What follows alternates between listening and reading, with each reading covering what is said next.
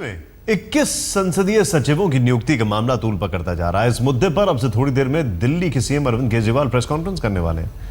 इससे कांग्रेस नेता अजय माकन ने केजरीवाल के इस आरोप का भी जवाब दिया है कि वो खुद सीएम के संसदीय सचिव थे। उन्होंने कहा कि ऐसा सभी दलों की सहमति से हुआ था। माकन ने मांग की थी कि संसदीय सचिव बनाए 21 विधायकों की सदस्यता रद्द की जाए। उन्होंने कहा कि इसकी पूरी उम्मीद है कि इन नेताओं को इसलिए संसदीय सचिव का पद दिया गया ताकि ये विधायक प्रशांत भूषण और योगेंद्र यादव के खेमे में न चले जाए। यानी अजय माकन ने एक नया बयान दे दिया है।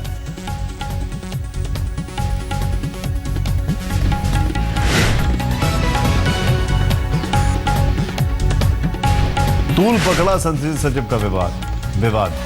थोड़ी देर में केजरीवाल की प्रेस कॉन्फ्रेंस, लेकिन अजय माकन का यहां पर एक महत्वपूर्ण बयान।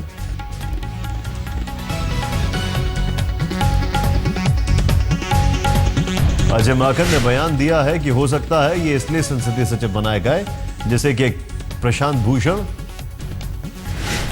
और योगेंद्र यादव के कैंप में न चले जाएं।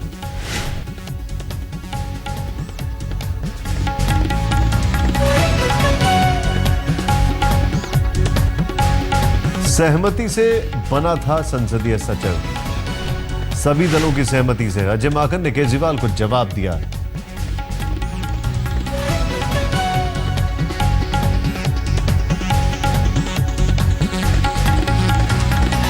माकन ने दिया केजरीवाल को जवाब, कहा कि मैं भी संसदीय सचिव बना था लेकिन सबकी सहमति से।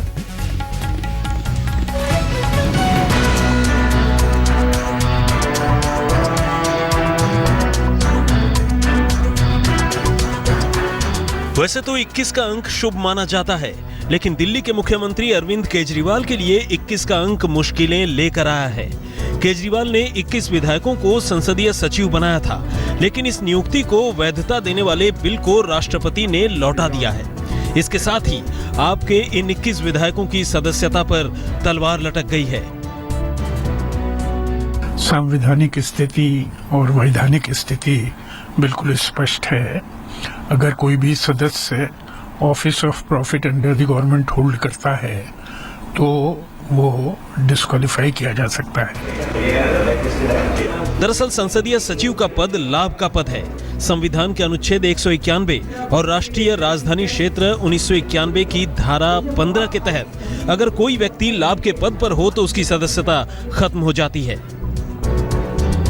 इसी कानून को आधार बनाकर जब बीजेपी और कांग्रेस ने आपके 21 विधायकों की सदस्यता रद्द करने की मांग की तो केजरीवाल सरकार ने दिल्ली विधानसभा से एक बिल पास कराकर संसदीय सचिव को लाभ के पद के दायरे से बाहर कर दिया।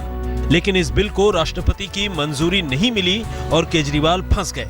हालांकि हमेशा की तरह आम आदमी पार्टी के पास तर्कों की कोई कमी नहीं।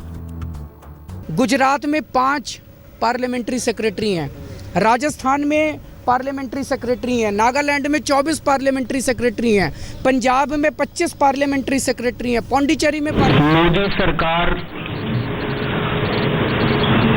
दिल्ली के 21 विधायकों को डिस्क्वालीफाई करना चाहती है और पिछले 2-3 दिन से खूब खबरें चल रही हैं। बीजेपी वाले, कांग्रेस वाले खूब बढ़ चढ़ के खबरें चल रही हैं। बीजेपी वाले, कांग्रेस वाले खूब बढ़ चढ़ के बोल रहे हैं। एक कहावत है, 100 चूहे खा के बिल्ली हज को चली। ये देख रहे हैं कि 100 चूहे खा के कांग्रेस हज को चली, 100 चूहे खा के बीजेपी हज को चली। ये साहिब सिंह वर्मा जी जब चीफ मिनिस्टर थे तो ये उस टाइम का ऑर्डर है उनका, साहिब सिंह वर्मा जी का। साहिब सिंह वर्मा जी ने नंद किशोर गर्ग एमएलए को 7 मई 1997 को अपना पार्लियामेंट्री सेक्रेटरी बनाया था। तो बीजेपी जब पार्लियामेंट्री सेक्रेटरी बनाती थी तो लीगल है, तब तो संवैधानिक है। हम जब पार्लियामेंट्री सेक्रेटरी बनाए तो संवैधानिक नहीं है, इलीगल है। ये कौन सा पैमाना है? उसके बाद शीला दीक्षित जी की सरकार आई, उन्होंने अजय माकन जी को, जो सबसे ज्यादा अभी चिल्ला रहे हैं आजकल, अजय माकन जी को पार्लियामेंट्री सेक्रेटरी बनाया। और ये अजय माकन जी ने को स्टाफ भी दे रखा है, स्टाफ को छुट्टियां सैंक्शन कर रहे हैं। ऑनेबल पार्लियामेंट्री सेक्रेटरी, स्टाफ की एसीआर लिख रहे हैं अजय माकन जी के साइन देखो। अजय माकन जी छुट्टियां सैंक्शन कर रहे हैं अपने स्टाफ को, एसीआर साइन कर रहे हैं। तो अजय माकन जी भी पार्लियामेंट्री सेक्रेटरी रहे। उसके बाद प्रहलाद सिंह सानी पार्लियामेंट्री सेक्रेटरी रहे, मुकेश शर्मा पार्लियामेंट्री हम बनाए तो असंवैधानिक सेक्रेटरी रहे। तो तुम पार्लियामेंट्री सेक्रेटरी बनाओ तो संवैधानिक, हम बनाए तो असंवैधानिक, ये कहां का है? और ये बड़ा इंटरेस्टिंग है, 1953 में 3 पार्लियामेंट्री सेक्रेटरी थे दिल्ली में, HKL भगत, कुमारी शांता वशिष्ठ और शिवचरण दास गुप्ता। तो 53 से चले आ रहे हैं, 53 से पार्लियामेंट्री सेक्रेटरी चले आ रहे हैं। 2014 तक 15 तक पार्लियामेंट्री सेक्रेटरी बनते थे तो संवैधानिक थे, आम आदमी पार्टी ने बना दिए तो असंवैधानिक हैं। ये तो दोगलापन नहीं चलेगा, नंबर 1। नंबर 2, ये कौन है पार्लियामेंट्री सेक्रेटरी? हमारे जितनी दिल्ली के अंदर मोहल्ला क्लिनिक बन रहे हैं, ये हमारे पार्लियामेंट्री सेक्रेटरीज की मेहनत का नतीजा है। स्कूलों के अंदर 8000 क्लासरूम बन के तैयार हो रहे हैं, 31 जुलाई तक बन जाएंगे 8000 क्लासरूम। एक एक स्कूल में जा जाके मैपिंग करी है इन्होंने पार्लियामेंट्री, हमारे एमएलएज ने। हमारे एमएलएज मेहनती हैं, क्वालिफाइड है, पढ़े लिखे हैं, एमबीए हैं, डॉक्टर हैं, इंजीनियर हैं। इन लोगों की तरह नहीं है जो दूसरी पार्टियों में सारे अनपढ़ बैठे हैं। तो अगर हमारे पास इतना टैलेंट का पूल है तो हम उसको जनता ने इसीलिए तो वोट दिया है कि हम इनका जनता की सेवा करें। हमारे पार्लियामेंट्री सेक्रेटरीज ने घूम घूम के जमीनें आइडेंटिफाई की है जहां पे हम मोहल्ला क्लिनिक बना सकें। हमारे पार्लियामेंट्री एमएलएज ने घूम घूम के एक एक स्कूल में जा जाके मैपिंग करी है कि किस स्कूल के अंदर कितने क्लासरूम्स की जरूरत है, कितने बच्चे ज्यादा हैं, वहां पे जमीन है कि नहीं है। और 8000 क्लासरूम अब इन्हीं लोगों की मेहनत की वजह से बन रहे हैं।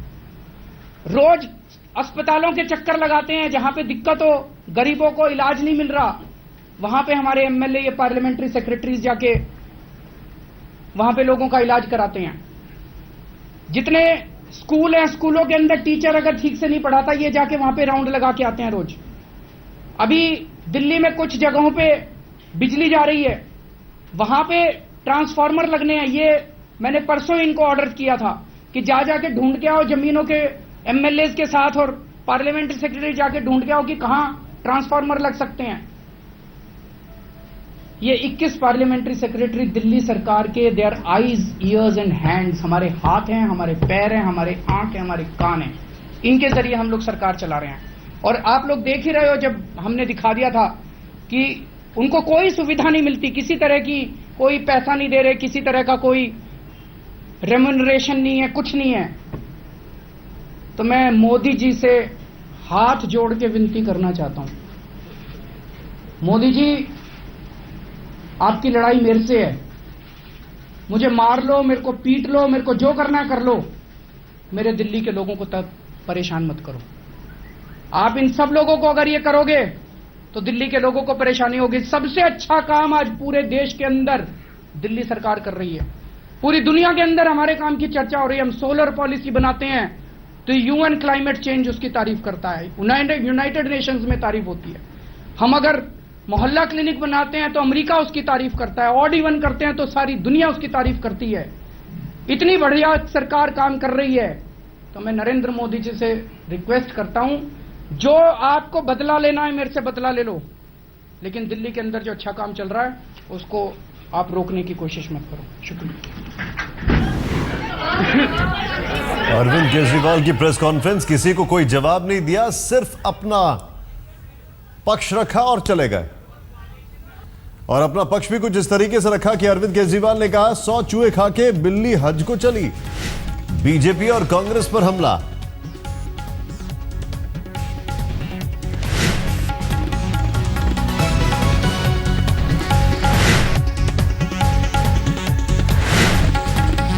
बीजेपी सरकार के ऑर्डर का जिक्र किया, एक एक चीज बताई और यह भी कह दिया कि 100 चूहे खा के बिल्ली हज को चली।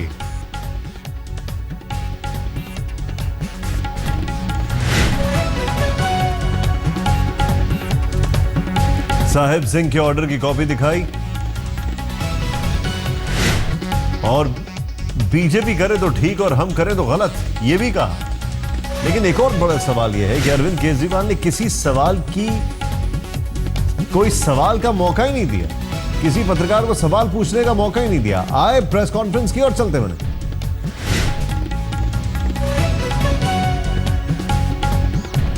यहां तक कहा कि ये जितने भी संसदीय सचिव हैं ये हमारे आंख कान नाक हैं। क्या कहना इस पर बीजेपी का, ये देखते हैं। लेकिन मुख्यमंत्री अरविंद केजरीवाल की प्रेस कॉन्फ्रेंस खत्म हुई है, सीधे चलते हैं उसी जगह पर जहां पर प्रेस कॉन्फ्रेंस वो कर रहे थे हमारे सहयोगी कपिल शर्मा के पास। कपिल, ये प्रेस कॉन्फ्रेंस सिर्फ वन वे ट्रैफिक था, वो आए बोल के चले गए, किसी सवाल का ना जवाब दिया ना किसी को सवाल पूछने का मौका दिया। क्या समझा जाए, जो प्रेस कॉन्फ्रेंस थी ये तो बात पहले से कहते आ रहे हैं।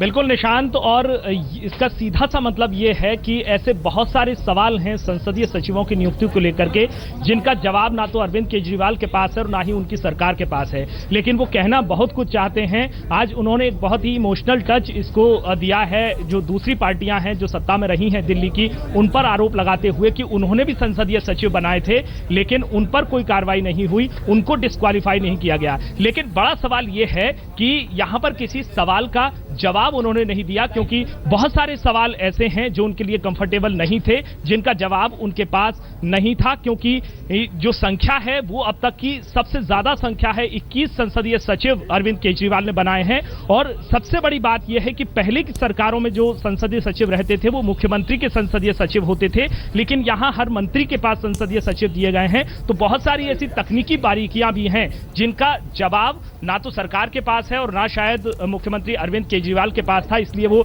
बिना किसी सवाल का जवाब दिए यहां से प्रेस कॉन्फ्रेंस से उठकर चले गए। निशांत, एक और चीज, इस पूरे मामले पर क्या कहना है किरण रिजिजू का, ये देखते हैं।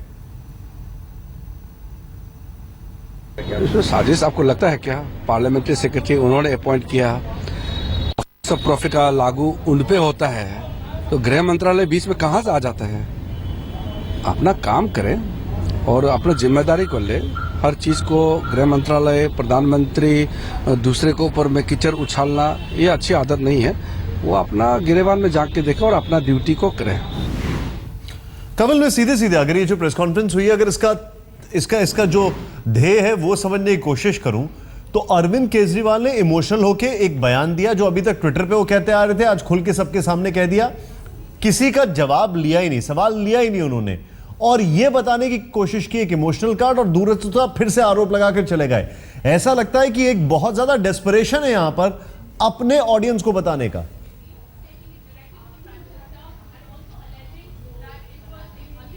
बिल्कुल, अगर हम इसको प्रेस कॉन्फ्रेंस कहें तो ये गलत होगा, क्योंकि ये एक स्टेटमेंट था जो अरविंद केजरीवाल देना चाहते थे, बताना चाहते थे नेशनल टेलीविजन के जरिए, और इसलिए ये एक यहाँ पर प्रेस कॉन्फ्रेंस का रूप इसको दिया गया। लेकिन बमुश्किल वो 8 साढ़े 8 मिनट बोले होंगे, और उसमें उन्होंने सिर्फ जो दूसरी पार्टियां हैं उन सरकारों का हवाला दिया, भले ही वो साहिब सिंह वर्मा। कपिल, बहुत बहुत शुक्रिया, मैं आपको रोक रहा हूं अभी, आपको बहुत बहुत शुक्रिया हमसे बातचीत करने के लिए। फिलहाल वक्त होगी छोटे से ब्रेक का।